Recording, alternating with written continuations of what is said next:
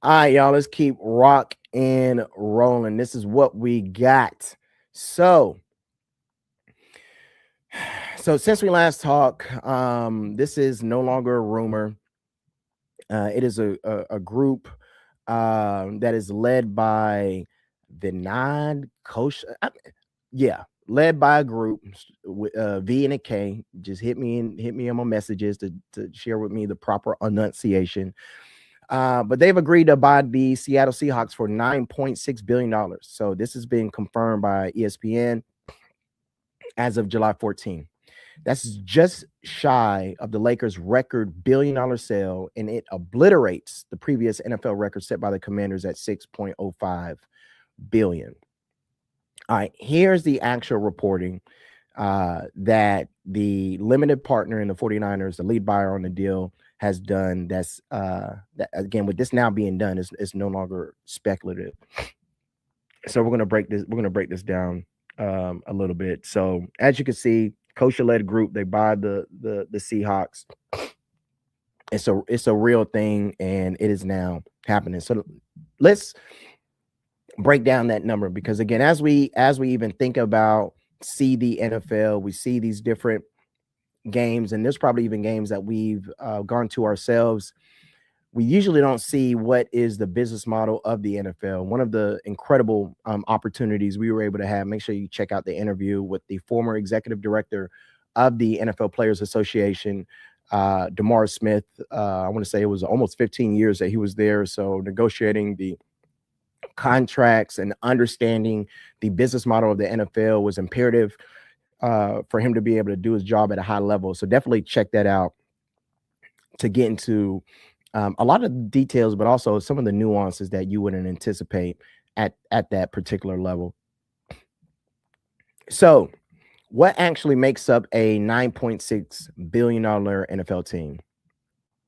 So there are two buckets. Bucket one is a shared league revenue. So this is split roughly equally across all 32 teams. The biggest piece is national media rights. NFL deals with CBS, NBC, Fox, ESPN, and Amazon, worth close to $110 billion over 11 years combined, divided by 32 ways. So bucket two is local, team-specific revenue. So stadium naming rights, luxury suites, sponsorships. Little buddy on the side, hey, parking's $35. Parking. You add both those buckets plus what a buyer pays for scarcity and prestige, you get a number like 9.6 billion.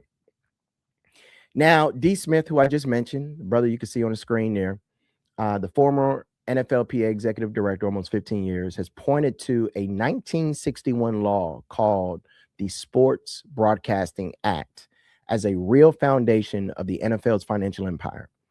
It gives the NFL an antitrust exemption. All 32 teams can legally pool and sell broadcast rights together instead of competing against each other. That shared pool is a huge reason every franchise, even a mediocre one, is worth $1 billion. So, quick recap. That's why some of the trash teams that you see that hasn't won anything, they're able to still generate revenue because of this 1961 act that allows them to not compete against each other when it pertains to making money, but they can complement each other and act as one. That's very, very, very unique. So the NFL pulled in over 23 billion in total revenue last year, up more than 14%, targeting 25 billion in 2027. That growth plus the plus the scarcity of only 32 franchises ever existing is exactly why we've seen the Lakers at 10 billion, the Celtics at 6.1 billion, the Commanders at 6 billion, and now the Seahawks at 9.6 billion. This is actually a piece making DeMaurice Smith's point that the NFL's antitrust exemption might be the single most important, least discussed piece of its business model. Least discussed. Shout out D. Smith. Appreciate you coming to Birmingham. It was an incredible interview. We all enjoyed it, brother. Looking forward to you coming back. All right, let's keep rolling.